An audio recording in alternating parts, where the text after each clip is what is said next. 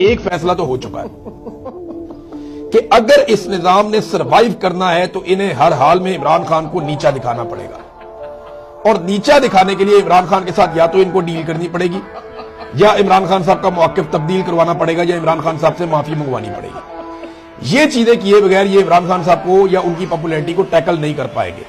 इमरान खान साहब ने अपना बयानिया बना दिया, अपने हिस्से का काम कर लिया, अब उन्हें सिर्फ सब्र करना और इंतजार करना।